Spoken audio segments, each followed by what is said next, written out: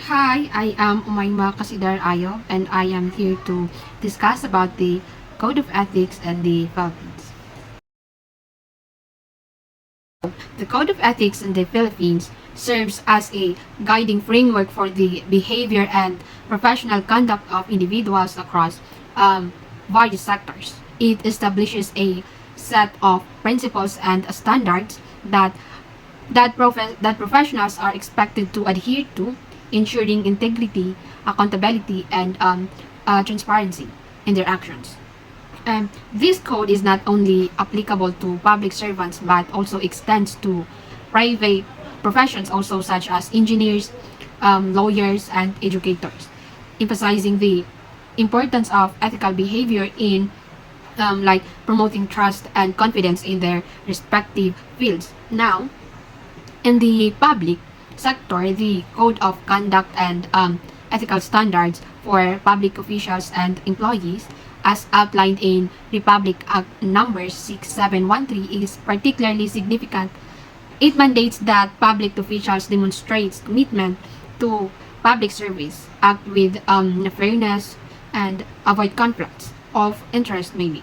The law also requires the disclosure of financial interest and assets to prevent corruptions and ensure that public servants prioritize the welfare of the people above personal gain. Now, this legislation underscores the importance of ethical governance in maintaining public trust and ensuring that government officials act in the best interest of the citizens.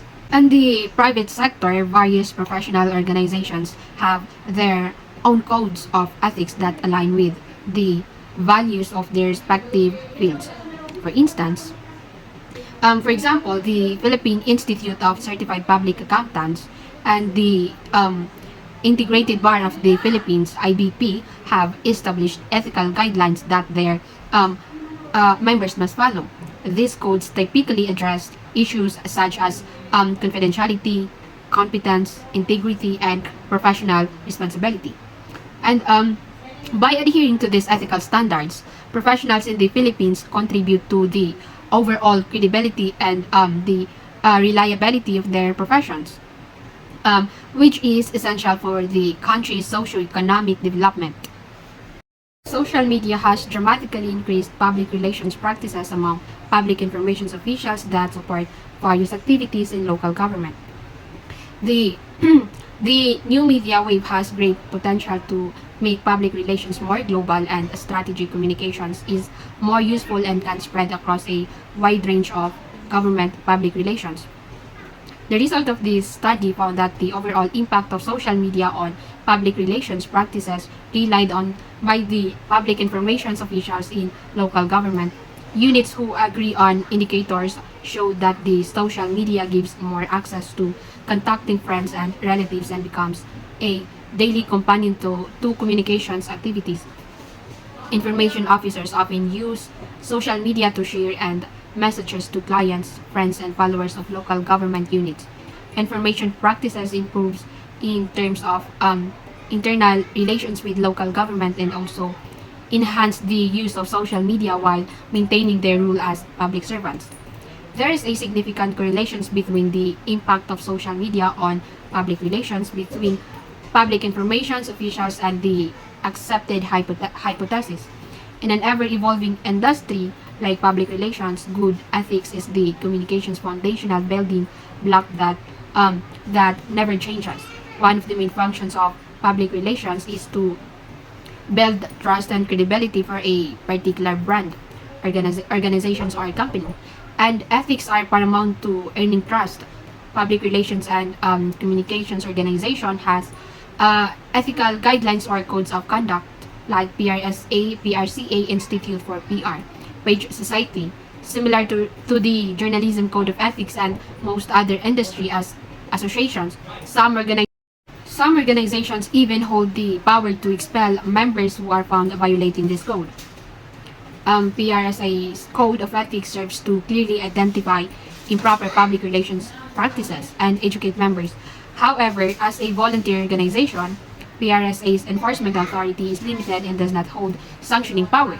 Still, the PRSA Board of Directors retains the right to bar from membership or expel from the society and any individual who has been or is sanctioned by a government agency or may be convicted in a court of law of an action that fails to comply with the code. The PR ethics or the professional values, most PR practitioners look to PRSA code of ethics to guide our behaviors and our decision making.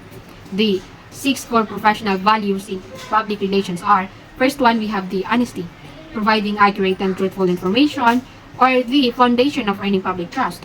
Second, we have advocacy, providing views from different sides and or people and all relevant facts so people can make informed decisions.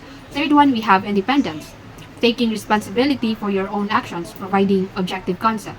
Fourth one, we have expertise, acquiring knowledge and using critical thinking to maintain credibility as an expert and earn a trusting relationship between those you represent and the public. Fifth one, we have loyalty, respect and maintain loyalty to those you counsel and represent, but not at the expense of the public interest. Sixth one is we have fairness, respecting and considering all views and opinions. We often say words matter and public communication can be powerful and influential. So those communicating need these ethical boundaries. Just as public relations can influence and build positive relationships and reputation, unethical communication can erode public trust and potentially create a crisis situation, right? Here are the unethical communications behaviors according to Redding's 1996 typology of unethical communications. There are 6 general categories of unethical communication. First one, we have the coercive behavior reflecting abuse of power. For example, intolerance or refusal to listen to others' opinions. Freedom of speech constraints, quashing dissenting discussions. Second, when we have destructive, aggressive, or misuse of information to make others feel inferior. This includes things like derogatory insinuations, epithets, distasteful jokes, and maybe character assassination. Third one, we have deceptive, dishonest and misleading messages. For example, euphemisms, intended to obscure defects or deeds, deliberate ambiguity, weaponizing truth, concealing or covering up displeasing facts. Fourth one, we have intrusive, communications that invades or denies others' right to privacy. This includes listening to others' phone messages, reading someone else's files, employer surveillance of workers, and other forms of corporate intrusion. This could also include engaging in corporate espionage. Fifth one, we have secretive, nonverbal communication. For example, intentional unresponsiveness, manipulating a message to skew how the reader interprets it. Culpable silence. And then we have manipulating, the last one. Communicating without concern for the public interest or otherwise preventing the receiver from knowing the actual intentions behind the message. This includes demagogy, exploiting people's fears, ignorance, or prejudices for gain, or using a patronizing or condescending tone. In many ways, these unethical communicative behaviors overlap and can build on one another. Greenwashing. This is an ethics lesson. The question of whether an ethical public relations pro or agency can represent a company or entity that engages in unethical behavior has long been discussed. The general consensus is yes, as long as the practitioner or firm themselves employs ethical practices. Just for the record, greenwashing is unethical. The practice by definition exhibits coercive, deceptive, and manipulative tactics, all of which are included in Reading's categories of unethical behavior. For I conclude that ethics should be a matter of course for all communications. This includes but is not limited to press releases, media relations activities, social media, marketing communications, employee communications, emails, blogs, even the images bottom. Right. Be truthful and respectful. Watch your tone, be considerate and inclusive. Be fair and empathetic and hold yourself accountable. You choose to accompany your communiques. That would be all and thank you.